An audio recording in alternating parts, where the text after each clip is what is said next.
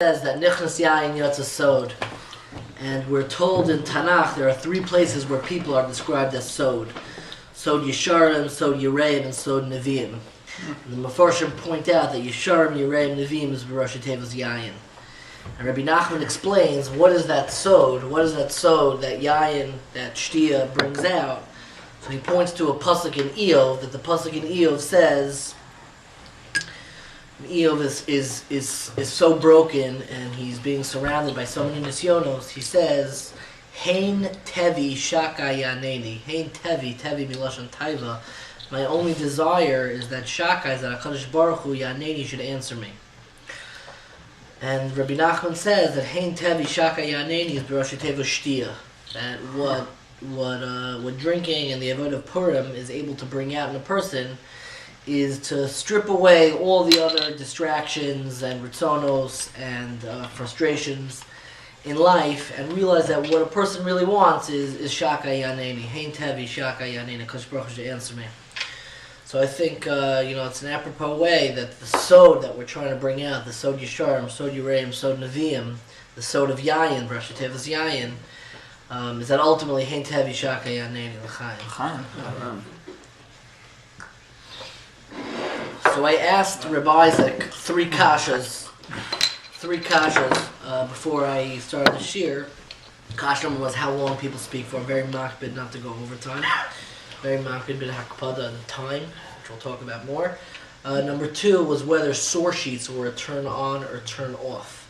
And Isaac paskined turn on. So I have source sheets. Chanan's here. I know which way you're going to go with this. The danger with source sheets is that they could seem very long, or if you room with the person who's giving out the source sheets, it could be you've seen the source sheet already. So those are the two dangers, but I'm going to give them out anyways.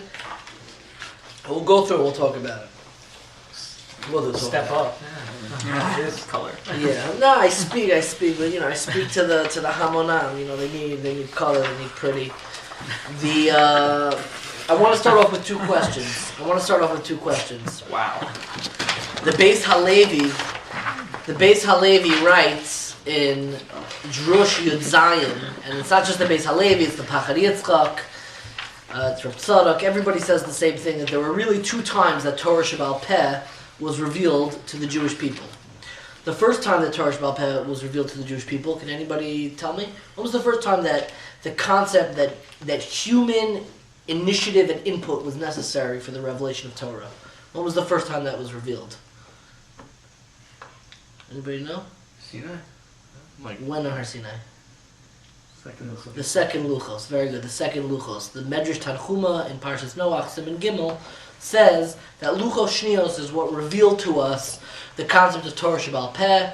This is when HaKadosh Baruch said, Psol Lacha, you have to make the Luchos for yourself.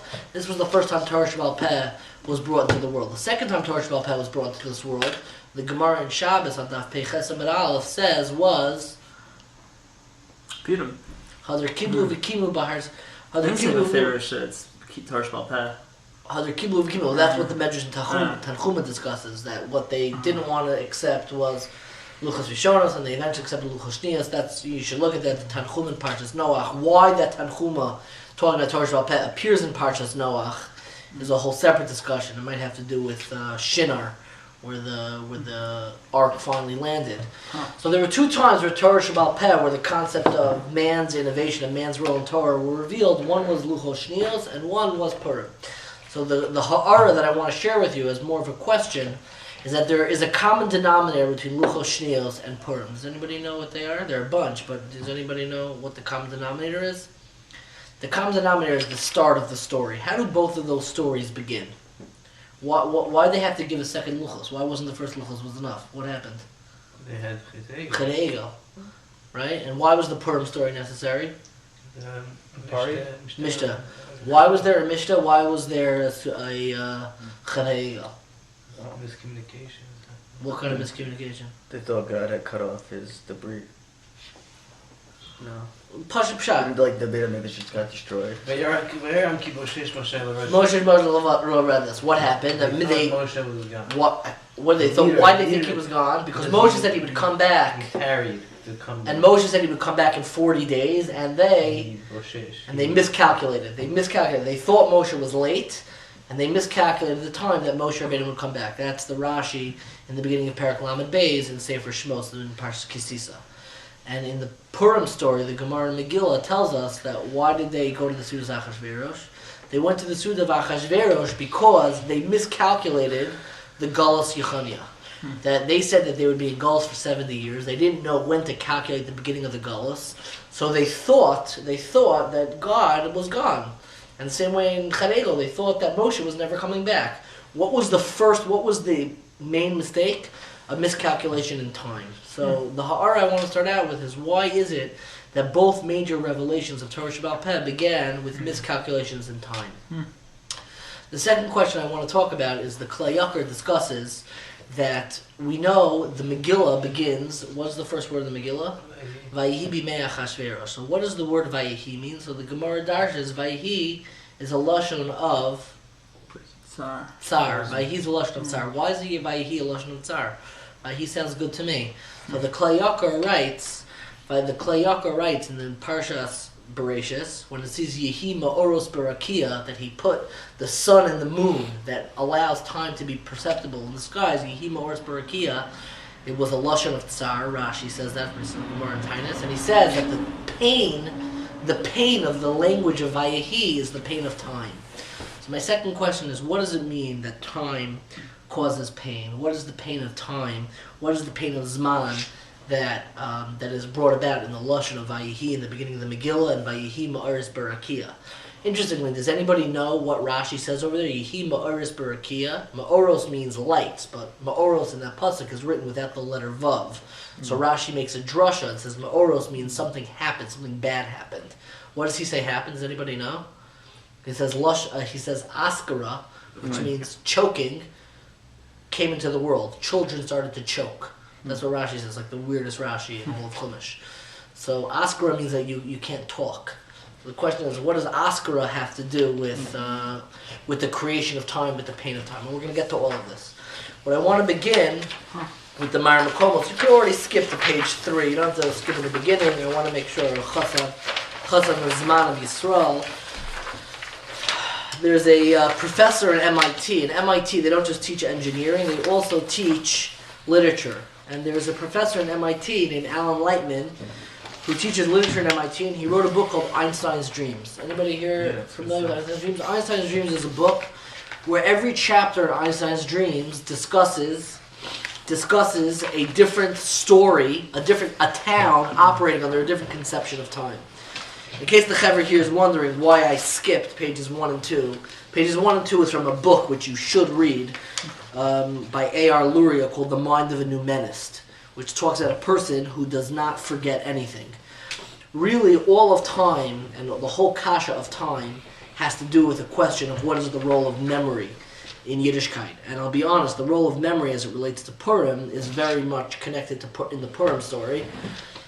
In 2 ways. Purim is the way that we triumphed over Amalek, and Amalek is all about Zecher, to remember Amalek. But even on a deeper level, the concept of remembering Ein Zechira El B'Yayin, that's why we drink on Purim. And furthermore, scientifically, what is the sense that's most connected to memory? Smell. And the Purim story, the Bnei Yissaschar points this out in Adar, is that Adar was brought about dafka through the Yeshua of smell. That's why Esther, the Miloshin Hadassah, which the Gemara in Sukkah, Daf Lamed Chesam and Beis, says Dilarei Hakoi. Hadassim are for smell, and Mordechai, we know, the Unkelis is Mar Deror. He's a spice. So there's definitely a connection between memory and the Purim story, and the question is, what is this role of time and memory in the Purim story? So Alan Lightman tells a story about a town, and we're not going to read through the whole story because there are other stories that we want to read, but this town is about a group of people that I'm going to read from the beginning of the second paragraph. When it is time to return home at the end of the day, each person consults his address book to learn where he lives. The butcher, who has made some unattractive cuts in his one day of butchery, discovers that his home is number 29 Naglasi. The stockbroker, whose short-term memory of the market has produced some excellent investments, reads that he now lives at number 89 Bungadasi. Arriving home, each man finds a woman and children waiting at the door, introduces himself, helps with the evening meal, reads stories to his children. I'm skipping to the third paragraph. He's describing now a town that is a world without memory is a world of the present. The past exists only in books, in documents, in order to know himself. Each person carries his own book of life, which is filled with the history of his life. By reading its pages daily, he can relearn the identity of his parents, whether he was born high or born low, whether he was born well or did poorly in school, whether he has accomplished anything in his life. Without his book, a person is a snapshot, a two-dimensional image, a ghost. The first story of Alan Lightman is the story of a world that operates without a past. And the question is, what is the role of our past in calculating the role of time and pain, as we discussed before? So the Rambam writes in Hilchos Tshuva, when he's talking about Tekiyas HaShofar and Rosh Hashanah, he says that what Tekiyas HaShofar is trying to do, he skipping to the last line, he says it's coming to wake up the people. We're familiar with the line of Uri Shena Mishinaschem. What's he trying to wake them up from? Hashochachem as ha'emes, people who forget the truth, behavle hazman. They forget the truth from the vanities of time. What does it mean, the vanities of time? So there's an incredible insight from the Vilna Gaon. Vanities of the time. Hazman. Hazman. The times. Yeah. I mean, the specific times that they're... And I'll tell you something interesting about the word time. The word time doesn't appear in the Torah. It's a post-Torah word. It only appears in Nach. The word Zman only appears after we were in Golus. So during the Bris Bein HaBesarim, don't panic, page 4 is really short. We're not really reading page 4. But during the Bris Bein HaBesarim, God tells Avraham about the Golus of Mitzrayim. And if you skip to the 16th, if you skip to the 13th pasuk, he says that you're going to go to Mitzrayim, ve'inu osam arba me'oshana. They're going to oppress you for 400 years. And then in pasuk 16, he says, Vidar revi'i yashuvu hena, and the fourth generation will return here. So the Vilna Gaon picks up on a very interesting discrepancy. Anybody know the Sefer Dar Revi'i? Because we went to a shir together by Rabbi Ethan, who's lying as something stark. But Dar Revi'i, there's a Sefer, the fourth generation of the Chassam Sofer. The fourth generation of the Chassam Sofer was a famous Zionist rabbi. They used to tell a joke about him. He was a big Zionist. So the Chassam Sofer's family was pretty Haredi. So they used to say that there's the Chassam Sofer, there's the Ksav Sofer, and this one was called the Ta'os Sofer. They didn't like this one very much. So, but he was a big Jew. He actually was in the same town as the Satmar Rebbe. They didn't really get along so much for obvious reasons. But aside from that, the Vilna Gaon picks up on this discrepancy between the Golus that he says is going to last 400 years and the Geula that he says is going to happen in the fourth generation. What's the discrepancy that you notice? Anybody Generation's not 100 years. Yeah, why don't you say, if you said the Golus is 400 years, why don't you just say, and the redemption going to be 400 years later? Why do you switch? So the Vilna Gaon is... Is it a question about, is it because of the math? No. You're saying it's not the math. No, it's not the math. The Vilna Gaon writes, answering the question, why did they switch? He says that the Golus is going to happen in 400 years and the Geula is going to happen in 4 generations. Mm-hmm. Like, the Geula is also going to happen in 400 years. Why did he switch? So says the Vilna Gaon, a very powerful statement. It's quoted in Pachar Yitzchak and Yom Kippur. It says, "Hakilkulim nitlim bizman," that exile is a product of time. V'hatikunim ba'adam, and redemption is dependent on man. So what does it mean that kilkulim nitlim bizman v'hatikunim ba'adam, and the tikun is with people? So I think one approach is that there's a poem that became famous based on a script by Charlie Kaufman, who was a famous screenwriter. He wrote the movie Eternal Sunshine, Being John Malkovich, adaptations. He's a very famous guy, a very strange person. And he likes to insert Alexander Pope poems into his movies. And in one of his movies, he didn't just insert Alexander Pope. He inserts him in Being John Malkovich. He inserts him in all of his movies. But one movie is actually based on a line from an Alexander Pope poem called Eloise to Abelard. Eloise to Abelard is about a couple that falls in love. Eloise is a princess and Abelard is a prince. And their parents say that they can't be in love together. And Abelard is castrated, so they can never consummate their love. And Eloise is so broken that Abelard can no longer be her soulmate and have children together, have a family together, that she wishes that her memory would be taken away. She wishes that the pain of her memory of her past should be taken away because it's too painful to live with the memory of this person who can't consummate his love. And she says, if you look at the second paragraph, how happy is the blameless vessel's lot, the world forgetting by the world forgot, eternal sunshine of the spotless mind, each prayer accepted and each wish resigned, which is essentially her lament of the baggage of time, the baggage that time brings to us, that our past and what we have already experienced can often prevent us from really engaging in the present. And that's this line of eternal sunshine of the spotless mind is really the pretext for the entire movie, which ends off, and I have a copy of the script at the bottom over here. Has anybody ever seen this movie? Mm-hmm. This is a chashuva movie. Oh. And in this movie, there are two people, and they have their memories erased because they cause each other so much pain. And at the end of the movie, even though they know that their relationship is doomed for failure, they're contemplating whether or not they should get back together. And Joel says, right now, right here, right now, I can't see anything that I don't like about you. That, look, I don't have the memories of our relationship falling apart, but I can hear the tapes of us fighting, so I know it's going to fall apart. So Clementine answers, you will, but you will, you will think of things, and I'll get bored with you and feel trapped, because that's what happens with me. And Joel says something remarkable. He says, okay, that's okay. It's okay that there's a lot of baggage in the time, and there's okay that there's a lot of kilkel in the zman, but we can still move forward regardless of this kilkel that exists in time. And this concept that part of the pain of time is the pain of our past is something that the Chachamim realized and said in a remarkable way. There's a little known fact. Different people have different relationships with tefillin. Talk about that, personal confession, different relationships with tefillin. Reb Dovid Bashevkin said the first thing to go after you stop believing in God is Till Sidayin. Nagelwasser. He says it's Nagelwasser. And he's probably right. The first thing to go, when you're in high school and you just walk to the back, you see there's a long line, you give a little... give a little spitzy, you come out with the thing. It's the first thing to go, because you're really, come on, or it's on the airplane, and, you're like, I think if you don't touch it, man, I don't have gloves, I'll use a napkin, I'll make the napkin into a glove.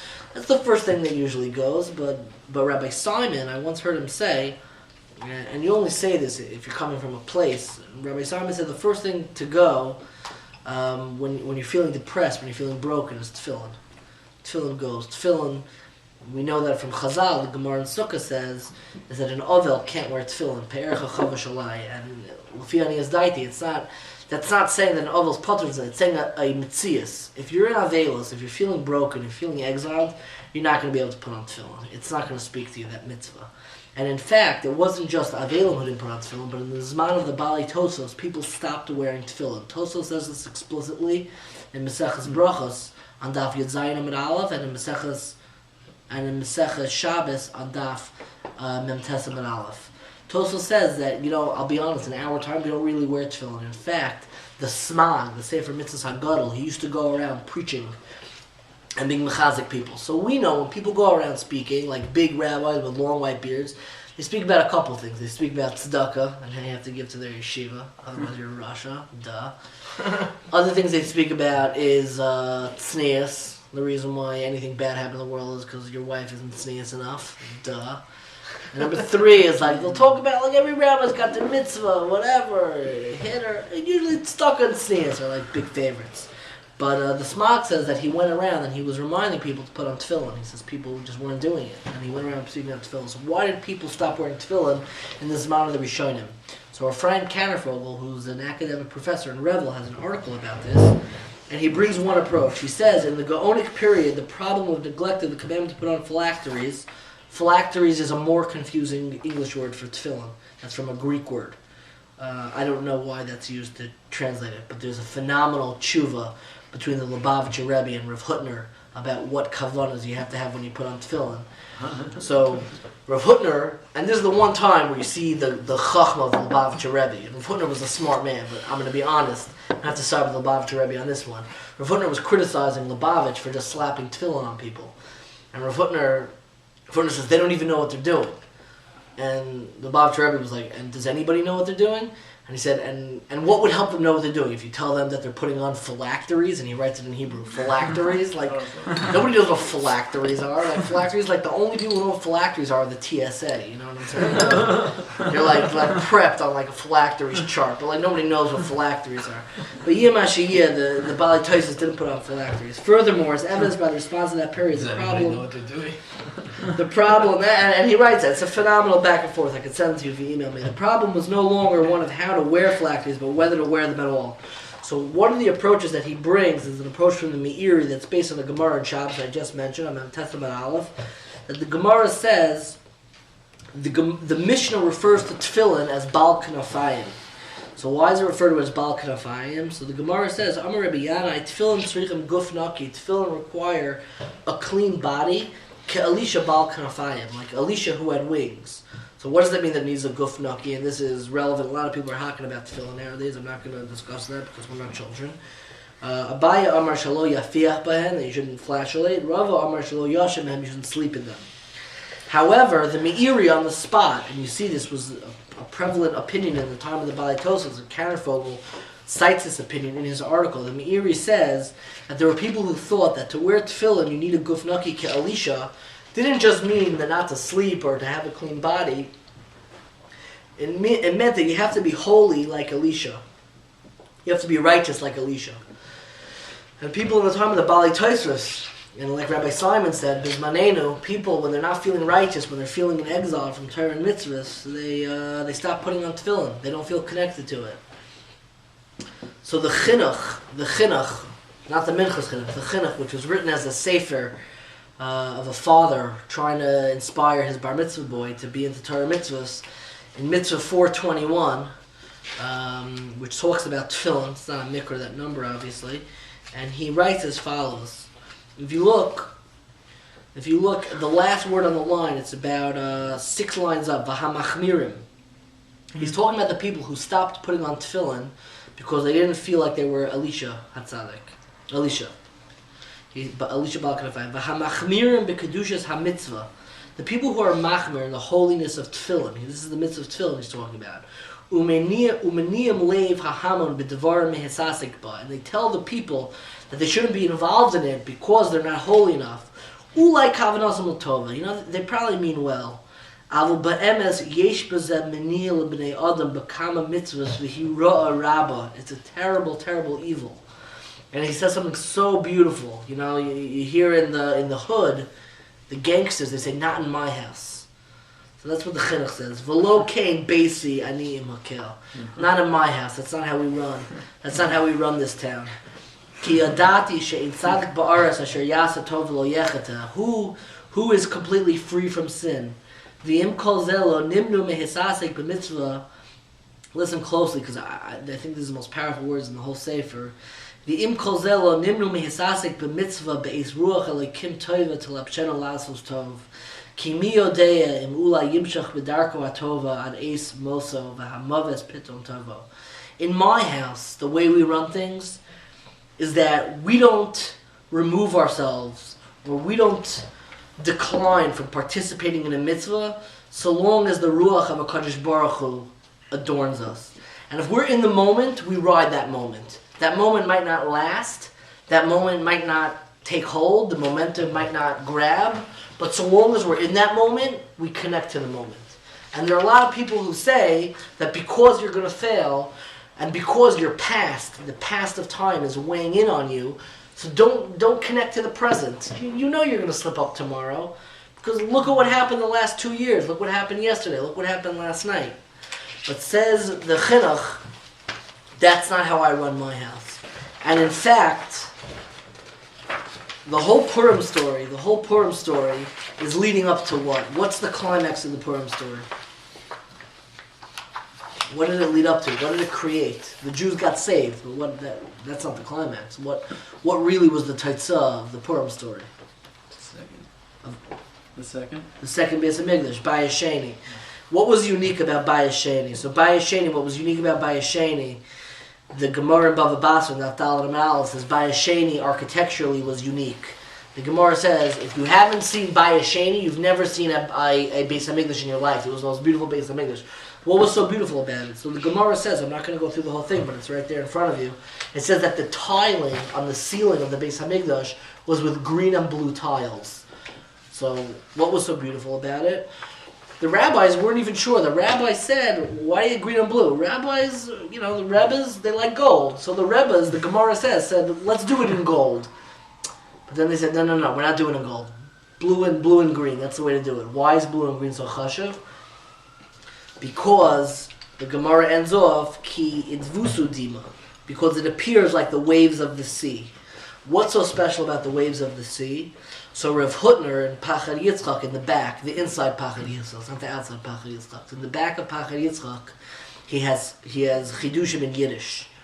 So in Siman Yodalid, in one of his chidushim, he quotes this pasuk in Tehillim that says, "Ata Moshe b'geis hayam." HaKadosh Baruch Hu rules over the proudness of the sea. B'so galav ata tishabchem. When the waves rise, you calm them. You calm them. So the Reishis Chachma quotes that Ata Tishabchem, that you calm the waves. It doesn't mean that you calm them. Tishabchem comes milashon shevach, that the waves are praising God. What's the praise of the waves? So Rav Hutner says something unbelievable, and it's in Yiddish. I'm going to read it for you. He says, and this part of the Rav Hutner that I'm connecting to the Gemara Bava Basra is not in the Sefer. It's only Baal Peh. You can get it on the tape, but it's in Yiddish. What was unique about Bayis Sheni as opposed to Bayis Rishon, and this connects in many ways with the Gemara Rosh Hashanah, whether or not they celebrated Tisha B'Av during Bayis Sheni. It's a big question. What do you guys think? Did they celebrate Tisha B'Av during Bayis Sheni? It's a Machlokas Rishonim. Are we going to celebrate Tisha B'Av? During Bayis Shlishi, that's also a good question. Some say it'll be a day of Simcha. But during Bayis Sheni, you would think, you got the Beis HaMikdash, what's there to mourn over? But according to the Rambam, they did have Tisha B'Av during Bayis Sheni. Why? So the Ritva in Rosh Hashanah writes, because from the moment Bayis Sheni was built, they knew it was going to be destroyed. They knew it was not going to last. They knew, in fact, they built the alleyways to take care of the Aron and the Beis HaMikdash. They built those in because they knew this wasn't going to last. So says Rav Hutner, that's why Bayis Sheni needed waves. Because says Rav Hutner, does taka mein shevach, that's the shevach of the wave. Ichvas is asvalt platzen, that even though they're all going to fall down, even though every wave knows it's going to crash once it hits the shore, aber kol zman ich beim tish, so long as you're at the table, sturmen ich. You have to be storming, you have to be on fire, you have to be excited, you have to be passionate. So says Rav Hutner, the concept of waves in Bayis Sheni, the whole totzah of the Purim story, is that even though you see time is fleeting, you know the commitment and the high that you're on right now is not going to last. So a lot of people say to themselves, why should I make a commitment? Why should I act differently? This is not going to last. I know tomorrow I'm going to be at work, I'm going to be in my cubicle, I'm going to be at my desk, I'm going to be yelling at an employee. I know tomorrow my tefillah is not going to be the same like it was tonight at Ma'ariv. I know in a year from now, there's no way I'm going to be able to treat my Ben Am Chavero the way I'm doing it now. So why bother at all? Why bother at all? Because you let the patterns of life define the present. But says Rav Hutner, that's the beauty of waves. That waves, so long as they're in the ocean, they're storming, even though every single wave knows it's going to crash into the sea. Because kol zman ich beim tish, so long as you're at the table, stormen ich, you have to be storming. And this is really the Torah that Rabbi Nosson of Breslov says in Likutei Halachos. I'm suspicious that Rav Hutner got it from this Rabbi Nosson. I'm not going to read at all the Likutei Halachos, but I'll just end off in terms of the past. So So the language of Aveira, we're talking about the pain of time, and we're focusing first on the pain of the past. So Aveira, the Svarim HaKadoshim say, is Miloshen Ovar, to be focusing on your past, letting the past weigh you down. And I heard from a friend of mine who's in Dallas Cole now, his name is Yoni Sonnenbluck. I heard a beautiful Hasidic Torah. He says that the Gemara in Pesachim has a famous sugya of Ein Ma'avirin ala mitzvahs, that you can't skip over. Avar also means to skip over. You can't skip over mitzvahs. So the Chasidim, the Svarim HaKadoshim, his Yoni Sonnenbluck, is Ein Ma'avirin ala mitzvahs, is don't bring your averas into your mitzvahs. Don't bring your past into your mitzvahs.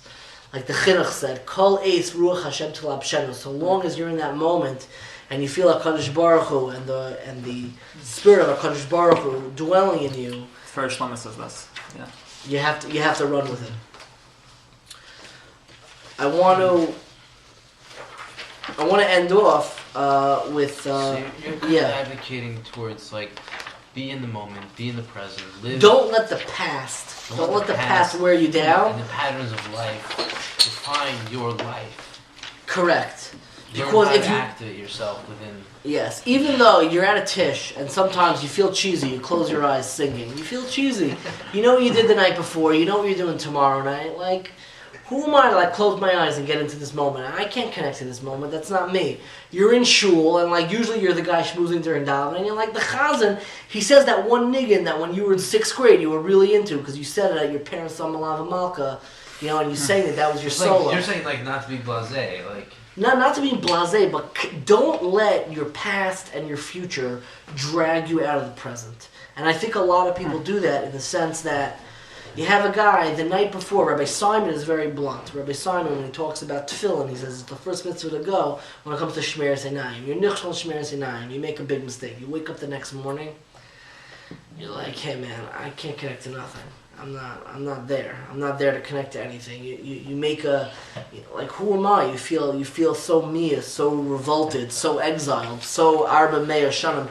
You don't feel the dar of Yeshuva Hina. You don't feel like an Adam who could connect back to it. And what I am saying is that the pain of time, the vayehi, the pain of time, is when you allow your past and your future to weigh down and define your present. And one of the other stories of Einstein's dreams, which we're also talking about, is the world without a future. The world without a future. That, if you look at the second paragraph, if for a moment one ignores the sounds and smells of the city, a remarkable sight will be seen. 2 men at the corner of Kasher Gassi are trying to part but cannot, as if they would never see each other again. They say goodbye, start to walk in opposite directions, and hurry back together and embrace. Nearby, a middle-aged woman sits on the stone rim of a fountain, weeping quietly. She grips the stone of her yellow-stained hands, grips it so hard that the blood rushes from her hands, and she stares in despair at the ground. Her loneliness has the permanence of a person who believes she will never see other people again. 2 women in sweaters stroll down Kramgasi, arm in arm, laughing with such abandon that they could be thinking no thought of the future. In fact, this is a world without future. In this world, time is a line that terminates at the present, both in reality and in the mind. In this world, no person can imagine the future. Imagining the future is no more possible than seeing colors beyond violet. The senses cannot conceive what may lie past the visible end of the spectrum. And sometimes, the same way we can allow our past to weigh in on the present, our future, sometimes we need a little bit of that world where there is no future. Because just like Rav Hutner's Torah about the waves, if you only focus on the fact that you're going to crash onto the shore and that this isn't going to last, you're going to be afraid to jump in. And you're always going to wait on timing. The mashal I heard once from Rabbi Benovitz when I was in NCSY Kol in the summer of 2000, Rabbi Benovitz spoke in Shalosh Shudas, and he spoke about a wedding, and he says, I totally identify with this. I am an extremely awkward wedding dancer. Not because I'm not a great dancer, I happen to be a phenomenal dancer. You do it more Kol, but because at weddings I'm very into timing.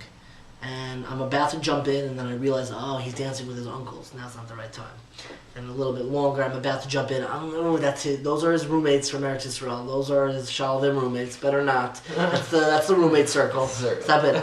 Then I'm about to jump in again. Then wait. That's his Chavrusa from Marsha Kolel. You know, I can't interrupt that. And I'm waiting for the exact timing. And before you know it, second dance is over and you finished. A lot of time you can allow timing to interrupt from the presence and you will never get in. And I think what Einstein's Dreams is telling you, to imagine a world where you're not as bogged down, you're not as terrified, both from your past, which I think the Chinuch is talking about, of Kol Eis Ruach Hashem Tzalem Shenu, and the future, which Rav Hutner is talking about, that Kol Zman Mitzayin Dem Tish Shtarmenech, you're storming. And I believe ultimately the differences in people and the differences in how we relate in Yadus and our strengths and weaknesses in this is something that is discussed, a perspective on time that Rabbi Sachs quotes about in Letter of the Scroll, where he talks about that some people look at time as each moment that you have in life is like a coin that you could buy pleasure with. That, I have a week off, I could go on vacation. I have a week now, so I'm using that to earn a coin to spend later. And essentially, all your moments are disconnected, and everything is just a pleasure. But I think the perspective of Yadus, which Rabbi Sachs points out, is that each moment, instead of being a coin to buy something with, is a letter. And you have to use your time cumulatively. And each moment is valuable, but you have to connect to the past and the future in a very healthy way to build out a story. And you don't just connect to your own past, you connect to the past of your previous generation, and you connect to the future of your children and grandchildren. There was somebody who one time asked Ben Gurion, during the Israeli war, how he makes decisions. And Ben Gurion said, whenever I'm faced with a major decision, I ask my grandfather who recently passed away, and I ask my grandson who has not yet been born. Which is basically that you have to have a healthy relationship with your future and your past, instead of allowing them to weigh you down and drag you down and prevent you from engaging in the present. They have to inform your present moment and elevate you. And ultimately, the last story of Einstein's Dreams, which is the most powerful story, which answers everything, I'm going to skip to on the other side of the street. It's about 4 paragraphs up. On the other side of the street, the baker observes the same scene. He notes that 2 women leisurely stroll up the street, stop to talk to a solicitor, then walk on. The solicitor goes into an apartment at number 82, sits down at a table for lunch, walks to the first floor window where he catches a ball thrown by a child to the street. To yet a third person standing under a lamppost in Kasher, the events have no movement at all. 2 women, a solicitor, a ball, a child, 3 barges, an apartment interior are captured like paintings in the bright summer light. And it is similar with any sequence of events in this world where time is a sense. In a world where time is a sense, like sight or like taste, a sequence of episodes may be quick or may be slow, dim or intense, salty or sweet, casual without cause, orderly or random, depending on the prior history of the viewer. Philosophers sit in cafes in Amthergasse and argue whether time really exists outside human perception. Who can say if an event happens fast or slow, casually or without cause, in the past or the future? Who can say if events happen at all? The philosophers sit with half-opened eyes and compare their aesthetics of time. Some few people are born without any sense of time. As consequence, their sense of time becomes heightened to excruciating degree. Their sense of place becomes heightened to an excruciating degree. They lie in tall grass and are questioned by poets and painters from all over the world. These time-deft are beseeched to describe the precise placement of trees in the spring, the shape of snow in the Alps, the angle of sun on a church, the position of rivers and the location of moss, the patterns of birds in a flock. Yet the time-deaf are unable to speak what they know, for speech requires a sequence of words spoken in time. And I think that this is such an important understanding of the role of Makom and Zman, and what we spoke about, that all of Torah Sheba'al Peh ultimately was niskala through the pain of time. Because Torah Sheba'al Peh, the spoken word, is only going to be revealed, as opposed to Torah Shebechsav, which is the static word of space. The Torah Sheba'al Peh is the word that it has to be revealed through time and the balance of time, and ultimately negotiating and integrating the proper balance of time. And in fact, somebody who is not able to have a sense of time would not be able to speak at all. And that's the vart of Yehi Ma'aris Barakia. When time was created, the first thing that people struggled with time was askara. People, the sense of speech slowly got they realized that they needed to be able to unfold their speech throughout that sequence of time. And some people began to struggle with this sense of time, with Askara. And Askara, we know from the Gemara and Brachas of Chesam Aleph, is the most painful. Is the most painful of all misos. The Gemara says there are 903 types of death. 903 is the gematria, the 3 Aish of Kinatayv and Kavod 3 times.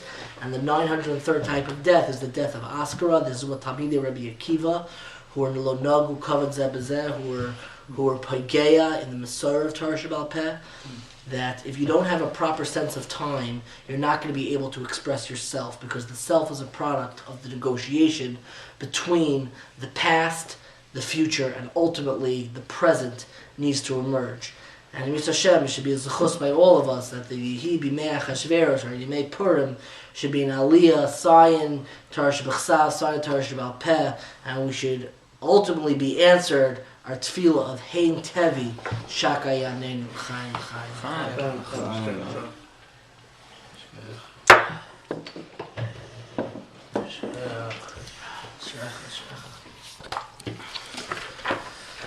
So what happens if like a little bit of milk falls into the shaman? in the pot. Spring. Bring it out.